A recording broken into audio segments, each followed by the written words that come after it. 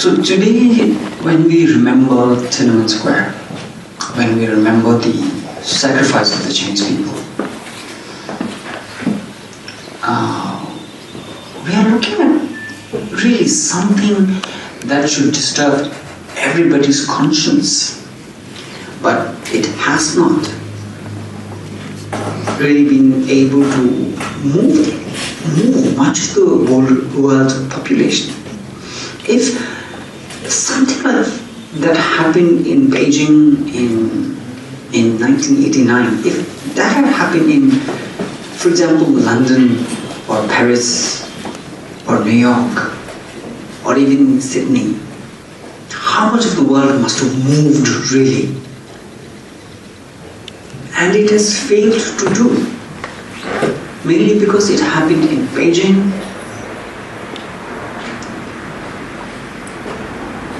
And there are two things here why Tiananmen Square sacrifice of the people could not make the change that it was set out to.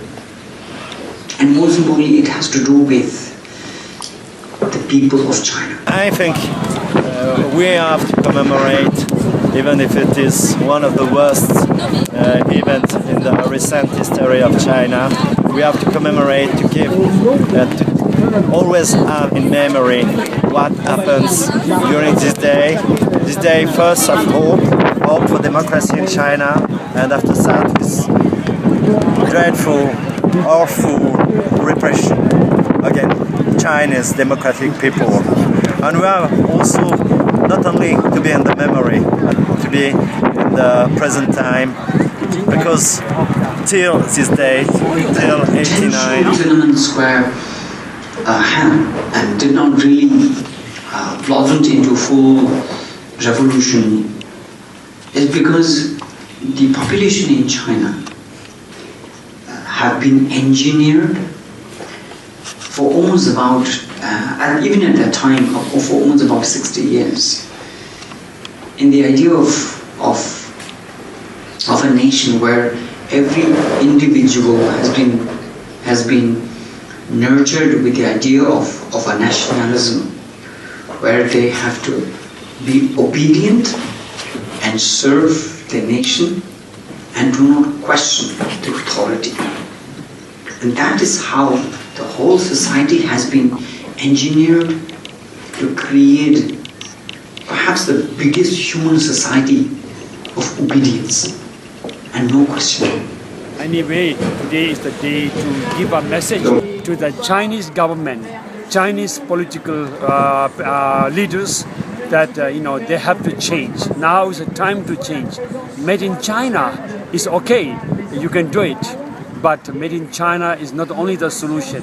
The solution is big China, is that you have to open to the world, the Chinese regime, Chinese government, and give more freedom and more respect to the justice and the freedom of people, more human rights. Such a human society of obedience and also fear. The fear that if you are not obedient enough, then you may be persecuted as anti-national. So first, people have been engineered to be obedient to the state, and those who want to question or those who have dissenting mind, they've been silenced by fear that you may be portrayed as anti-national. And that has been the culture of China. Not just during the communism, for a very, very long time, people lived in fear, and that culture today lives. And this has become the set culture in China, that people do not think it is odd not to question. It has become their culture to take it for granted and never to ask a question, never to question policies. This has become a culture in China. 就跟西藏人、维吾尔人是一致的。我们在某种程度上说，我们的民族利益也是一致的。Both Beijing and Paris are known for revolutions, but the difference is Beijing's revolutions were engineered by powerful leaders so that they have the power, and revolutions in France were the revolution of individuals and that of the individual thinking. So therefore revolutions in France kept on creating a new society, and revolution in China, instead of creating a new society, the power kept on changing hands. The society remained the same. 今天我代表我们这个维吾尔族人在巴黎，已经25年了。在天安门，1989年6月4号在天安门。People are feeling so tired when they think of change in China, because change in China cannot be brought from outside. No amount of money or military from outside can bring change in China. Change in China can and must come from within the community. And for that, Chinese people must be liberated. And if they do not feel the liberation in their heart, in their blood, revolution will not come there. But the reason why I'm speaking on this delayed or postponed revolution is because in the coming of a revolution in China lies the destiny of my country. We are 6 million Tibetans. We are being invaded and occupied by China, and today with all the decency, we are thinking that we can change the situation without having to collapse in the indecency of war and killing. So we want to say to Chinese to stop invading their neighbors like Vietnam, like Philippines, like Japan and Tibet. This what I say, delayed or postponed revolution in China. Where is the whole issue of Tibet, which has actually become the challenge for all the Tibetans and Tibet supporters? So that is the question here. And mainly, I've been trying to draw the complexity of the issue in China. Now I will bring in and enlarge the whole scope of possible change, because I want to bring in the global trade and global economy. Not only has China been maintaining that 60 years of occupation on Tibet, the international community, who has been seeing increasing opportunities to trade with China and therefore has been benefiting from the trade with the Chinese dictators,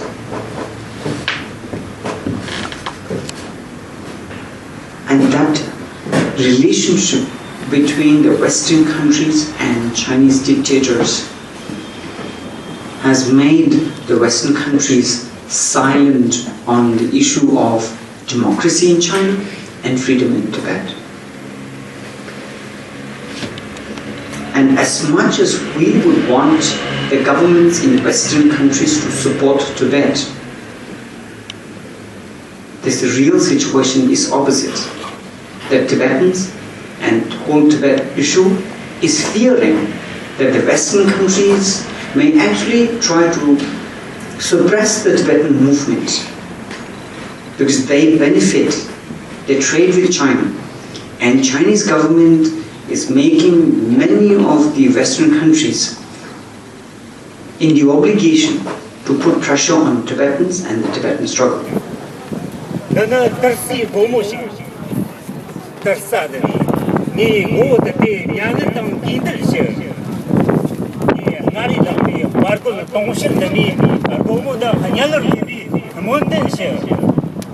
That the Western countries are benefiting. I mean to say it's basically major corporate companies who are trading with China, they are the ones who are directly benefiting, and they design policies for the governments, which much of the presidents and prime ministers, they are moved by the financial powers of these corporate companies. Now I will say why the continued trade nexus between Western countries and today's China is harmful even for Western countries.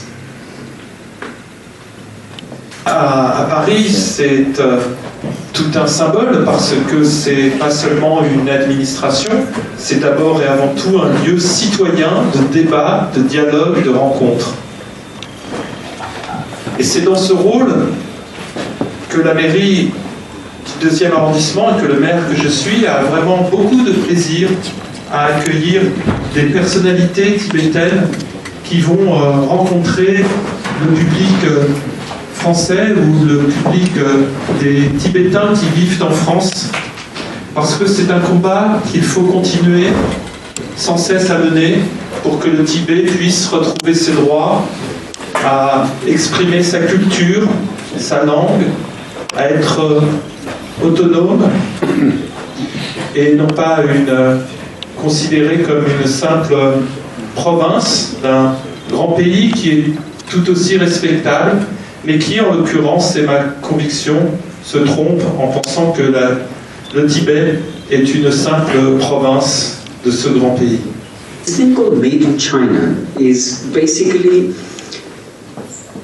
huge industrial production unit in China where the investments were coming from Western countries, but the natural resources in order to make these products cheap are being exploited and drained from occupied countries like Uzbekistan, southern Mongolia, and Tibet.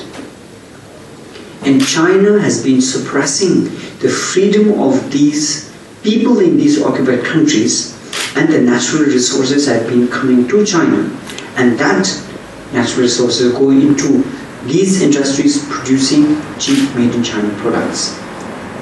So the whole mechanism of what is called the imperialism, where many of the Western countries who have earlier colonized many countries in Asia and Africa, that is still continuing.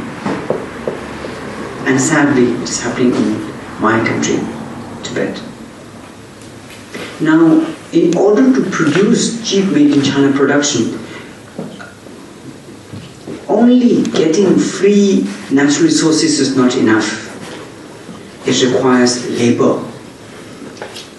And unfortunately today, 8 to 900 million Chinese workforce work every single day. And they work for 16 to 17 hours a day and get very little pay. And they are the workforce of the world. And today, China is running the biggest slave empire in the world. And this is secret. This is the secret about made in China products.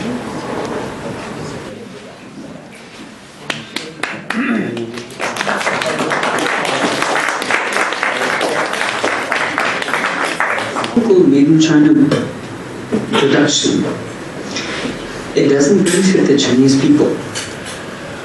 It doesn't benefit the people of the occupied countries.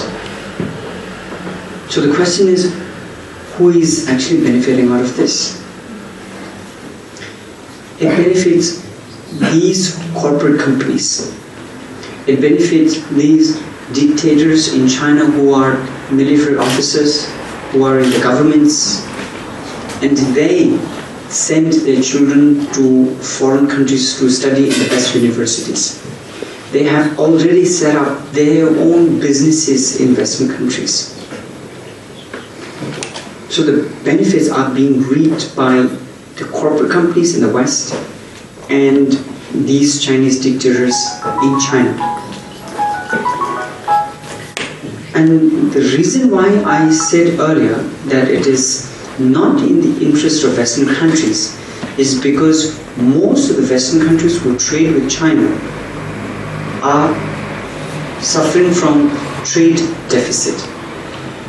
France, for example, annually has a business of $60 to $70 billion worth with China. And there has always been 20 to 30% trade deficit. We have already seen the collapse of economy in Greece, Spain, and Italy. Does it mean that the larger corporate companies in these countries did not benefit? Of course they did. What happened is that the trade deficit was being suffered by this nation and the people. And it is possible that France may also fall in such a situation. So therefore trade with China, at least with this dictatorial regime, is not in the interest of French people. Thought that in Paris there are more and more Tibetans coming, 2,000, 2,500, somebody said nearly 3,000. Anyway, there's no official number. But then I thought maybe the full of Tibetan will join this morning and now, but anyway, and now everybody cannot come because the hall is very small and maybe many people didn't know something is happening today. From one side it's pity, we are here, Tenzin Tsundue, he came from countries, and China lies Tibet. Tibet today is not only being suppressed by China's military and the government, it is being weighed under the burden of Western trade with China. That the Western countries are trading so much with China that many of them have fallen dependent on Chinese productions. That Western countries are left with no moral space to speak for Tibet, even though their heart burns for His Holiness and the Tibetan people.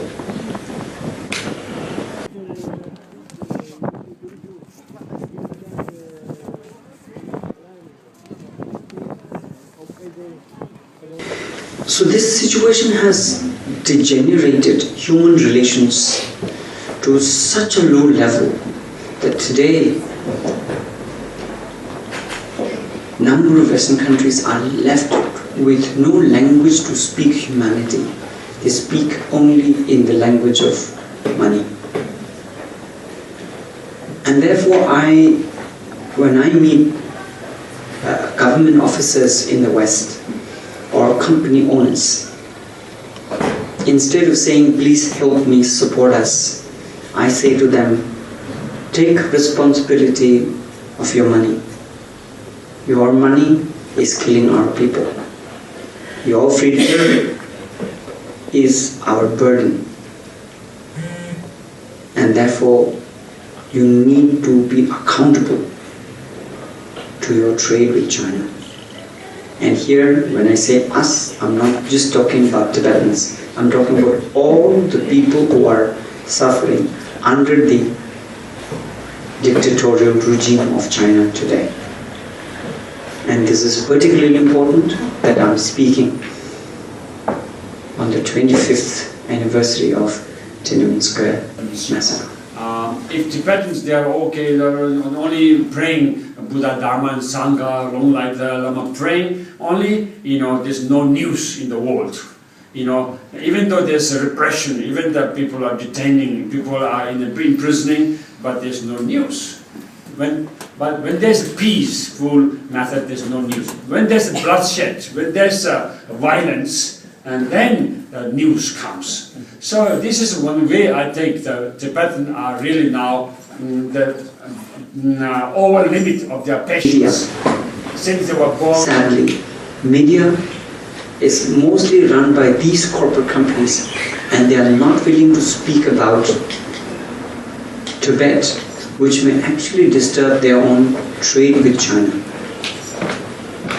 And therefore, there is so much of suffering on the Tibetan people that the world doesn't know about it. And therefore, the pain and the suffering of the Tibetan people is invisible. And that is the strength of the whole suffering that Tibetan people have to undergo. That they have to die invisible. The world is not doing anything. The UNO is silence. So what still the people are dying here in Tibet. So let us do something. And then I think they are trying to do this self-immolation. The action of dying is not really a dharma or something, good karma. But motivation background is not a selfish motivation. Spoken about the complexity of the situation that Tibet is in, and therefore the threat that Tibetan nation is facing. But I will conclude with something that is much more uplifting and the hope that the Tibetan people have. Donc jusqu'à ici mon discours était un peu noir, un peu par rapport par rapport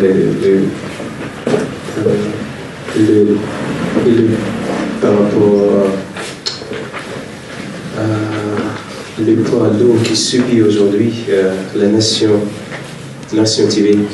Mais je vais quand même essayer de terminer avec un discours un petit peu plus positif, optimiste.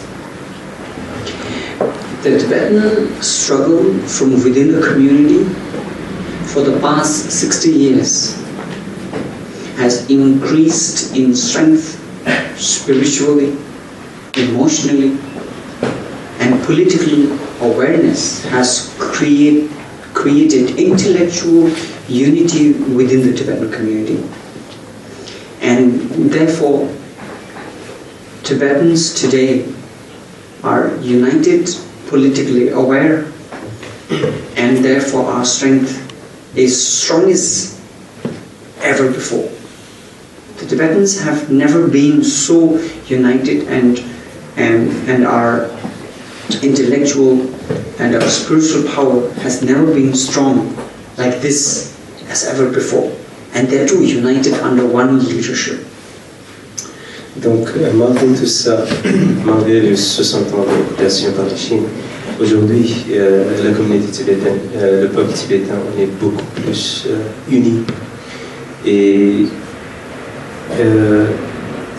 pendant ces dernières années, il voit qu'il y a cette conscience beaucoup plus forte par rapport à la spiritualité, par rapport dans le milieu intellectuel, dans le milieu connaissance politique. Donc aujourd'hui, les peuples tibétains ne sont beaucoup plus unis et surtout sous un leader qui est le Dalai Lama. And the practice of non-violence has so much heightened that it has become the singular example of non-violent struggle throughout the world. With Chinese invasion and brutal occupation that is still running, has tested the Tibetan non-violence to a position where today the Tibetans are saying that we can never be bought by the promise of money you have, nor can we be silenced by the threat of fear you come with guns. And therefore, the incorruptible strength of the Tibetan people inside Tibet today has actually become the spirit of the Tibetan struggle.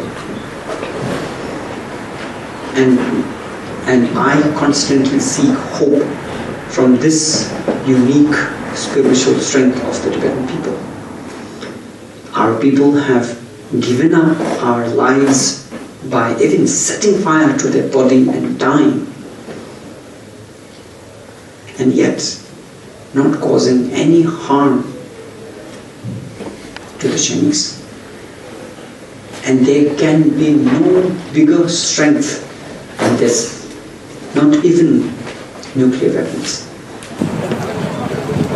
When China continues to maintain its dictatorial control of Tibet, East Turkestan, southern Mongolia, Manchuria, and most importantly suppress their own people within China,